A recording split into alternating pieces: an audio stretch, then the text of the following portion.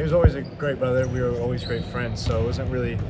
It was always competitive, but then again, he was always there to support me and go against me as a friend.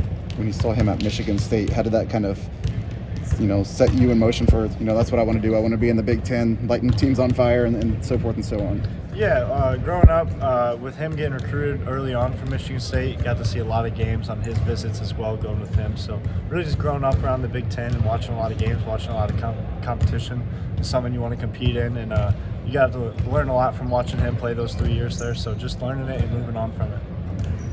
Sharing any tips on how to guard him with Braden or anything like that? Just watching his games growing up, I know a few things some people don't, but yeah, I've been talking to Ethan, talking to Braden about some things to work on with him. Just be smart about it because he's a smart player that can really shoot it. So really just being smart with him and don't let him get anything easy. I didn't know if that was kind of like a go against the family kind of thing. Or... Yeah, I mean obviously you want to see him succeed, but then again we're going out to win Saturday. Hey, I suppose you've played this season. I don't know if you've started making threes yet, the way you're capable, the way you probably will over the course of your career. Are you still adjusting to life, like being open every now and then? What is that? Are you still kind of adjusting to life, being open every now and then? Yeah. Through so much attention in high school, and the shots are probably a little different now. Yeah, definitely. Especially some of those kickouts from Z when they're double teaming, and some of the passes Braden whips out to me. Sometimes I'm expected not to be so open, but just getting the reps in practice and having confidence to make them is what I'll focus on. And I mean, is there anything you've kind of diagnosed about your shot process when you haven't had to work like crazy to get the shot? Yeah, things like that. Coach has pointed out a few things, not having my hand on the ball a little bit, but shot preparation, I just need to be ready to shoot at all times, especially with them going in double and Z and Braden driving in there and making plays for others. Some of the shots you've made this year, you're shooting really well off shot fakes. It feels like things like that. Stuff that is reflective of a guy who's always had to work to get open, really work to get open. Yeah, some of the easy ones I've missed is what I need to focus on, and just taking my time, and when I am open, not rushing the open ones. So playing off the shot fakes is what I've worked on a lot this summer, so it's worked out for me pretty well.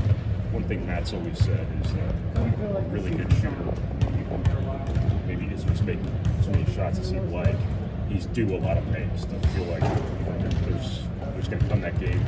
Yeah, definitely. Go down for you even my last 2 years of high school, at the beginning of the year, I didn't start off shooting the ball too well. I had a few games where just shots weren't falling, but just sticking with it, to keep getting reps in after practice and focus on and knowing I can make shots. When did you stop jumping on your free throws?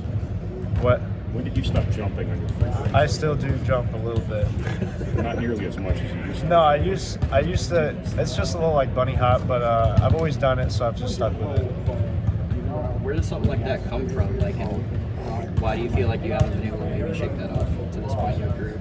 I always thought when I was younger, like if I was shooting a pull-up mid-range jumper at the free throw line, I would jump. Okay. So I always thought about it that way and why change that. So, and then shooting them in high school, I shot a pretty good percentage, so just sticking with it. What do you remember about growing up in a basketball family, obviously with your dad, and kind of, knowing that's the path we're going to go? Yeah, it was always awesome going and watching games and just growing up around the game. You learn a lot, you meet a lot of cool people, and doing that you learn a lot of experiences, a lot of what to get through and what you got to work on to get to that level. So really just growing up around it is obviously special, but now being able to play at this level is also special. Who was the one who inspired your power dunking ability? I don't know. I just always talk about the Sixers. I was a big Allen Iverson fan, so probably a little bit of Andre Iguodala. Yeah, we talk all the time. We'll be watching the same game on TV. We'll call each other.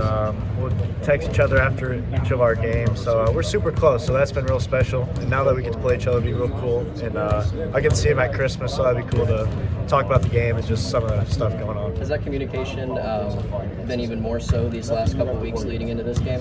I'd say it's been very similar. It's been more of our family starting stuff in the group chats and saying stuff, and because they'll all be there, so that'll be real cool for them.